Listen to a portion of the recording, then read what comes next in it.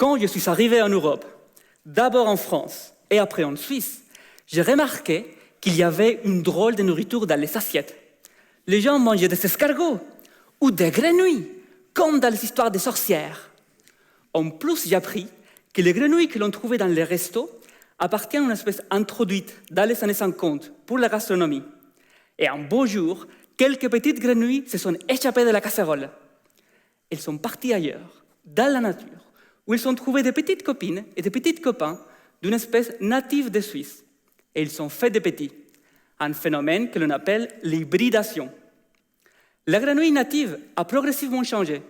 Elle a mélangé son ADN avec l'espèce introduite. Son comportement, son apparence se sont modifiés. La grenouille suisse a disparu dans certains endroits. L'extinction par hybridation est souvent considérée comme une menace silencieuse.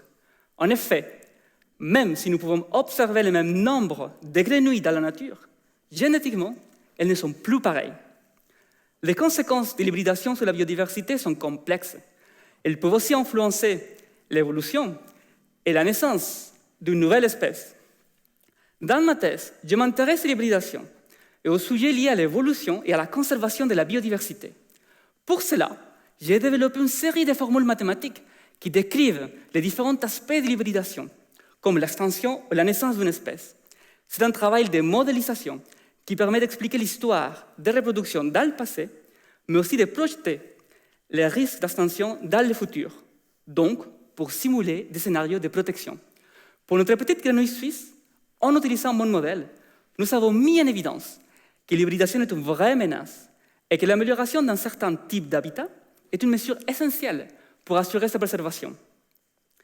J'ai aussi utilisé mon modèle pour d'autres situations réelles, donc les chats domestiques qui fouguent en cachette les soirs de chez eux pour draguer les minettes sauvages d'une autre espèce. La biodiversité est aujourd'hui en crise. Une des principales causes est l'introduction d'espèces invasives. Il se peut que le changement climatique global continue à modifier de plus en plus la distribution géographique de nombreuses espèces. On s'attend à de nouveaux cas d'hybridation dans les futurs proches. Mon travail de modélisation est donc un outil crucial pour déterminer les effets de l'hybridation sur l'évolution et la conservation de la biodiversité. Qui sait, peut-être un jour pourrons-nous voir des chats trouilles. Finalement, en appliquant mon modèle à nos ancêtres Homo sapiens et l'homme de Néandertal, j'ai une confidence à vous faire. Je suis un hybride. Mais vous aussi. Et vous, nous sommes tous des hybrides. Merci beaucoup.